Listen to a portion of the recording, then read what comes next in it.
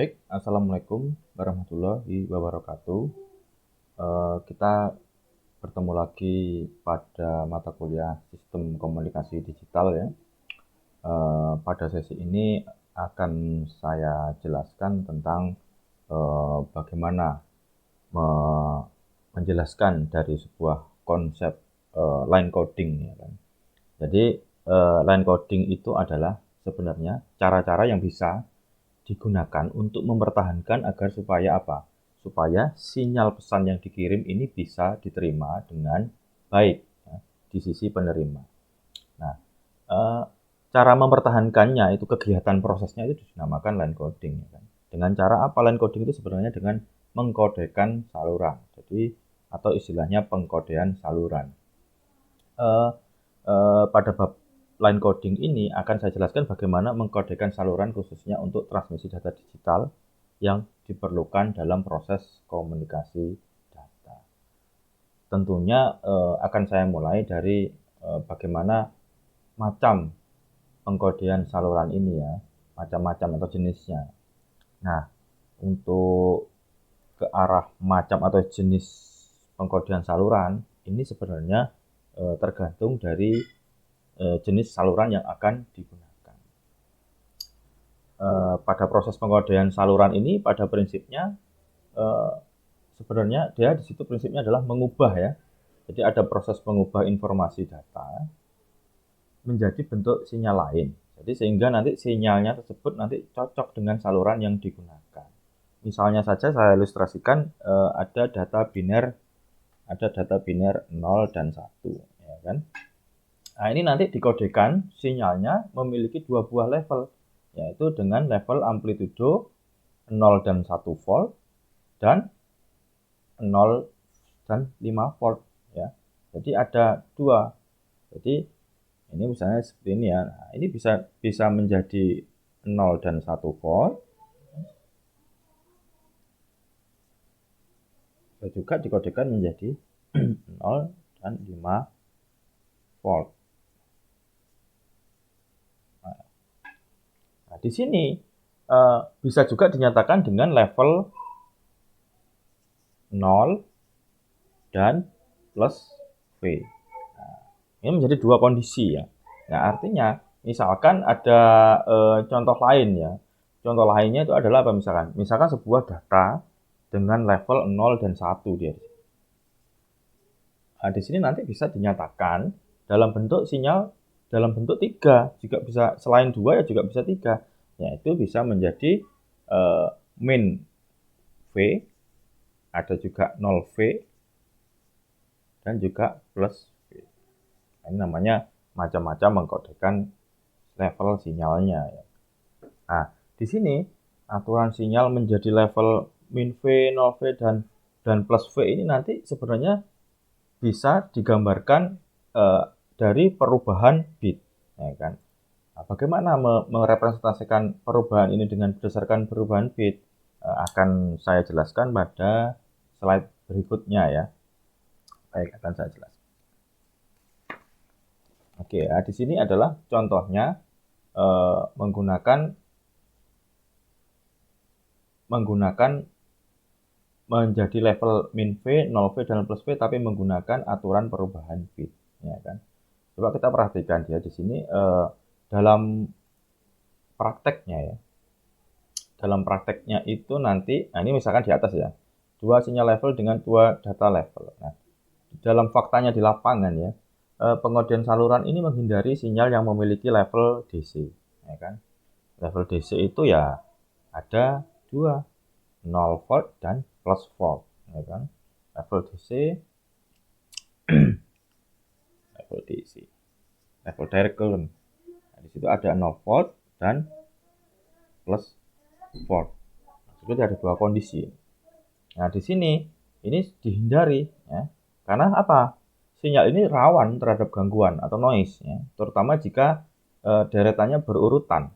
Nah, deretannya berurutan seperti apa ya? Tampak seperti ini misalkan 11 terus 000. Ini rawan sebenarnya. Ya kan? Rawan terjadi noise. Apalagi kalau deretan datanya itu dengan bit 1 secara terus-menerus ya. bit satunya itu terus menerus. Nah, untuk itu maka cara yang digunakan apa? Ya, cara yang digunakan adalah membuat sinyal level yang bukan DC. Ya bukan DC, yaitu dengan level min V, 0, dan plus V. Nah, saya kembalikan dengan misalkan representasi ini ya, di gambar ini.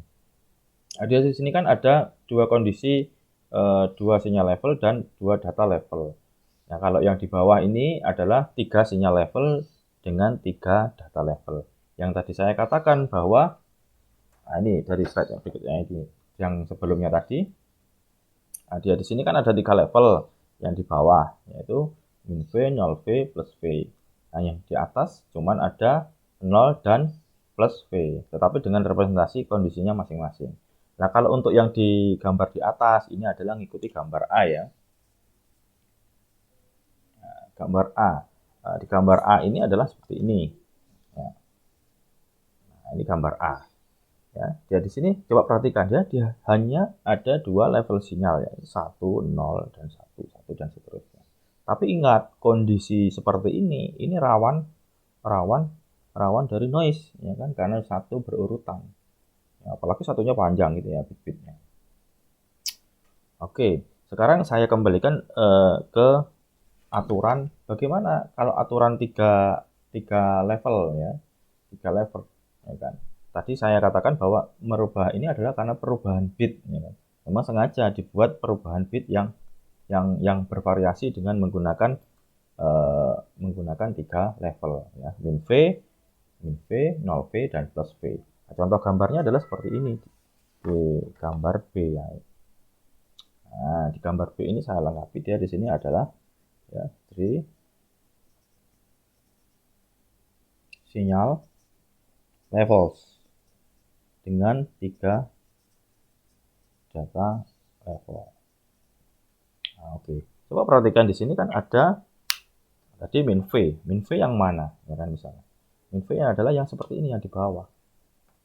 Ya, di bawah sumbu waktu, ya kan.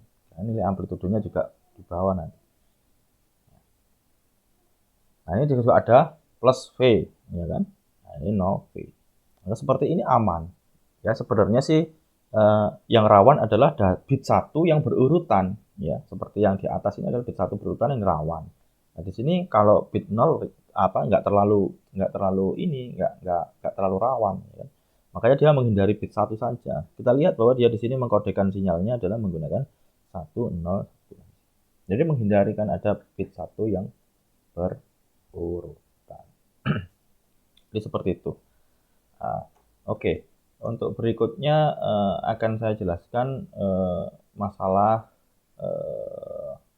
bagaimana membuat sinyal tanpa komponen DC dan dengan komponen DC.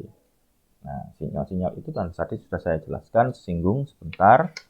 Nah, seperti ini. Oke. Nah, di sini ada 2 sinyal ya. Di sini adalah sebuah sinyal dengan komponen DC dan sinyal tanpa komponen DC. Tadi saya sudah jelaskan bahwa dalam prakteknya pengkodean saluran menghindari sinyal dengan yang memiliki level DC, ya, yaitu level 0 volt dan plus volt. Ya, karena sinyal ini sebenarnya rawan ya, tadi saya katakan bahwa rawan karena terjadi jika deretan yang bitnya satu secara terus menerus. Jadi untuk itu bagaimana caranya yang digunakan, yaitu membuat sinyal dengan level bukan DC. Ya, bukan DC akhirnya. Yaitu dengan level min V, 0 dan plus V. Ya tampak seperti di bawah, ya kan? Kalau perhatikan ini ada proses pergeseran nilai amplitudo, ya kan? Nah, nanti lebih detailnya adalah di pengkodean yang lebih detail, ya kan? Jadi aturan-aturan ini nanti menjadi dasar perbedaan jenis-jenis pengkodean saluran nanti. Ya kan? Banyak bisa yang kita bicarakan dia di sini dari dua sinyal ini tadi nanti. Jadi menggunakan metode pengkodean line coding, terus juga nanti proses modulasi juga berpengaruh dan sedikit karena amplitudo yang kita rubah-rubah. Coba perhatikan dia di sini ada sinyal dengan without DC komponen. Jadi berarti dia nilainya turun ke bawah. Meskipun bitnya satu berurutan, tapi karena tanpa sinyal without DC komponen, dia juga akan bebas gangguan. Nah, oke. Sekarang saya mungkin akan saya jelaskan bagaimana cara menentukan banyaknya level sinyal untuk mempresentasikan data biner 0 dan 1, ya. Ya, saya katakan dia di sini banyaknya level sinyal. Oke, saya katakan banyaknya level sinyal.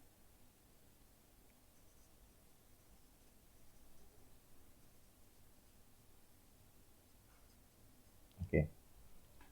Untuk memperhitungkan banyaknya level sinyal dia di sini berarti untuk merepresentasikan banyaknya level sinyal data biner 0 dan 1. Nah, di sini juga nanti akan menentukan bagaimana mempengaruhi dari bagaimana sistem laju bit, ya kan? Laju bit dalam sinyal itu tersebut dalam saluran, ya kan? Nah, di sini masuk ke sebuah saluran atau kanal. Ya, bagaimana? Kita kan sudah tahu bahwa laju bit, ya kan? Laju bit satuannya apa? Yaitu bps, bit per second. Jadi di sini hubungan laju bit dengan level sinyal ini korelasinya ya versus, ya saya katakan versus. Level sinyal itu saya simbolkan dengan L atau level sinyal. Nah, bagaimana hubungannya? Hubungannya adalah seperti ini. Laju bit itu sama dengan apa? Laju pulsa ya, kali sistem logaritma, ya kan? Kali L. Di mana laju pulsa itu sebenarnya juga memiliki arti adalah berapa? Laju pulsa ini ya memiliki nilai di sini. Laju pulsa itu nilainya apa? 1 per durasi pulsa. Nah, seperti laju pulsa itu seperti sebenarnya kan kalau di sini adalah bagaimana waktunya ya, lajunya, karena laju itu kan seperti percepatan dan kecepatan. 1 per durasi pulsa. Nah, di mana durasi pulsa ini satuannya kan detik dia. Jadi kan satuannya nanti detik ya.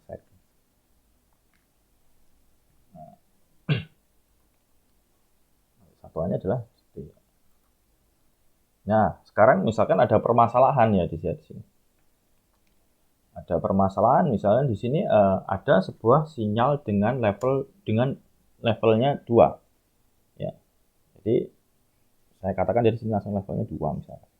Nah, memiliki durasi pulsa. Ya, durasi pulsa simbolnya bagaimana? Seperti ini sebenarnya. Durasi pulsa adalah seperti apa? Durasi pulsanya adalah satuannya 1 milisecond. Di sini pertanyaannya bagaimana menentukan laju pulsa? Laju pulsa dan laju bitrate-nya.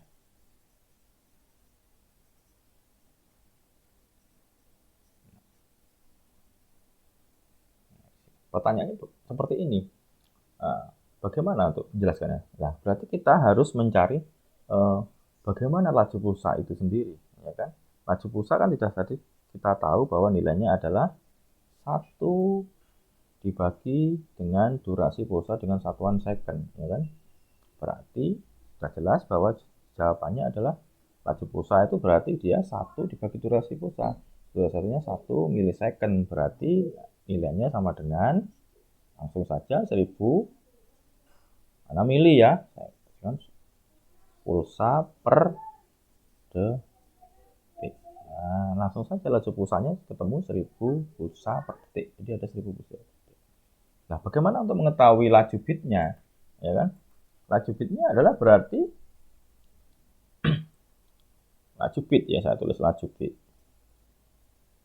Berarti dia di sini tinggal ngambilkan nilai 1000 itu dibandingkan dibandingkan dengan nilai logaritma 2. Karena nilainya 1 kali 1000, ya berarti ketemunya adalah 1000